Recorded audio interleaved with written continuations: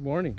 Today, we're going to be unboxing a Dometic 2000 watt 12 volt DC, that's battery powered, rooftop air conditioner. We're going to be installing it on my 2010 Mercedes Sprinter van.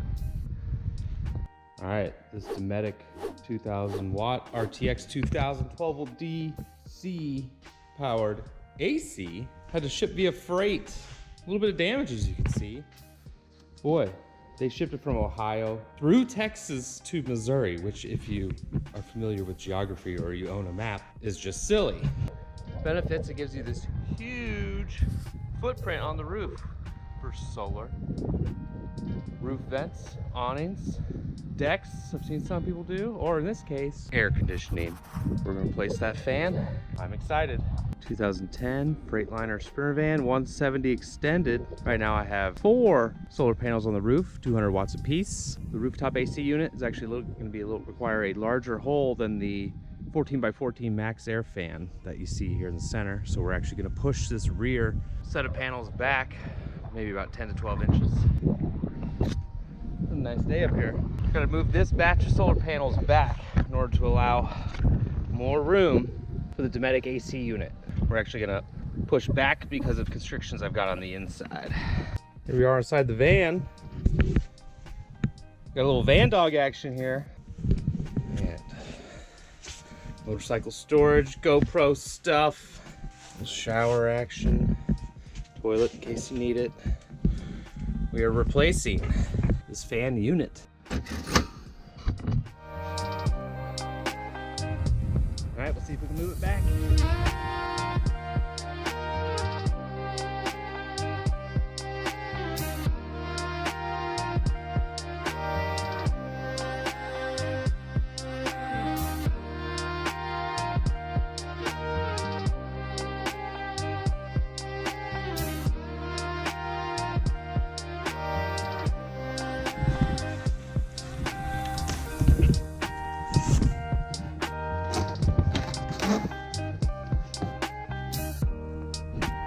Woohoo! Installation ain't cheap.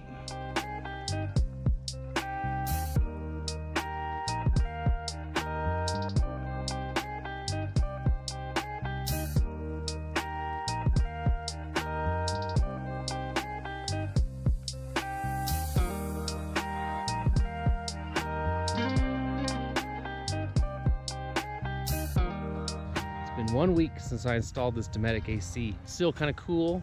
It's mid-April, so I've only actually used it twice, and that actually wasn't out of need. That was just to test it. So I'm gonna give you a quick walkthrough of the van, show you what it looks like now, and we'll talk about the installation process that I had to go through. The reason I'm doing this video is there is no other video of installing this Dometic AC unit on the internet. So hopefully you guys can learn from what I did and gain some insight from it. I'm really happy with how it turned out. It's extremely efficient, and I really like how the design on it is wider than it is long, unlike traditional rooftop units that you see. Being wider than it is longer actually gives you more room for solar panels. At the moment, I could even squeeze one more solar panel onto this roof if I wanted to, so I'm extremely happy with it. Underneath the unit on the roof, there's a large gasket that kind of it seals the outside water from getting inside, as well as providing like a little cushion mount for it to ride on when there's bumps or turbulence when you're driving. So kind of like motor mounts on an engine. I think this unit actually only sticks up about 6.5 inches, which is spectacular compared to regular RV units that you can see sticking up like 14 to 18 inches.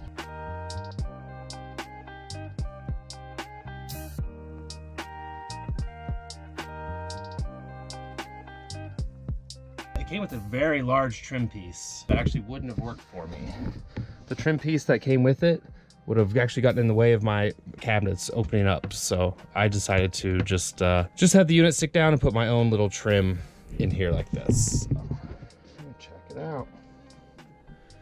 We'll just turn it on full blast.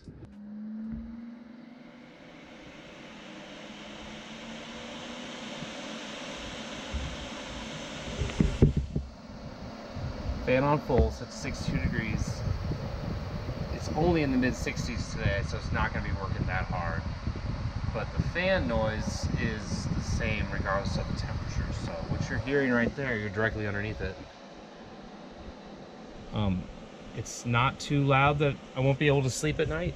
It's not too loud that I can't talk over someone else. It's not gonna be disruptive. It's also not whisper quiet. So it's right at that fine line. Super tolerable. It's just as loud as the max fan when you turn it all the way on. It does ramp up, which is really nice. It doesn't give you a giant surge of power when you first turn it on, and that's a huge draw for a battery powered DC unit versus the typical AC unit that you have to plug into shore power. It ramps up slowly, doesn't give you a huge surge, and my testing, the outside temp has only been maybe 10 degrees warmer than the inside. It has only drawn 400 watts max, which is spectacular. I think the highest it'll ever go is 70 amps, which is 900 watts. A few different modes. Eco mode. All right, we'll go full blast.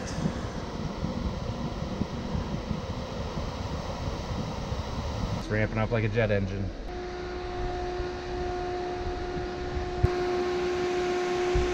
Probably louder outside than it is inside. Oh, it's blowing so cold. Oh, it's so nice. Here's a really important note on installation. The written instructions actually say that you need to cut a 500 millimeter by 505 millimeter hole, which translating to American units is almost 20 by 20 inches. It's 19.8 by 19.6. I found that entirely unnecessary. The roof opening for the fan that I was replacing, 14 by 14. The minimum necessary, this is a template I made, dimensions of what you actually need. Hey, guess what? 14 wide. I could leave that alone. 14 from the front to back though, 14 and a half. So all I had to do was cut an extra ½ inch off of my roof, install, and then drill 4 holes. And these are the holes that support the bracket that actually sandwiches the roof in between the bracket and the unit, so it sucks it down tight, so whenever you're hitting bumps or anything, it's not going to move. So I did also have to cut a small, like 2-inch hole for a power cable. Don't listen to the instructions. The cardboard template that actually comes with it is not even the same size as the numbers in the instruction manual. Use your head, folks. Don't just dive in and cut the hole the size of the template they send you.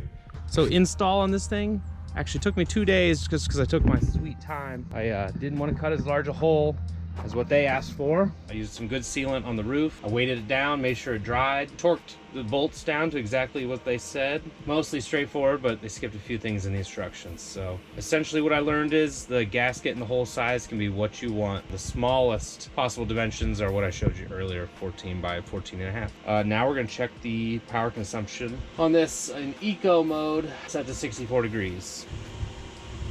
So right now we're only pulling 100 watts.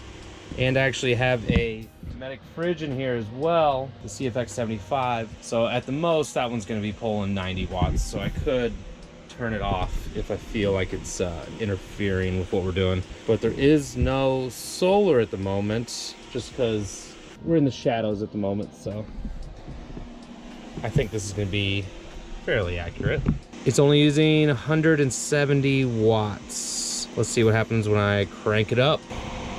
Okay, we're gonna go to auto, temperature, 62. We'll bump the fan up to 3.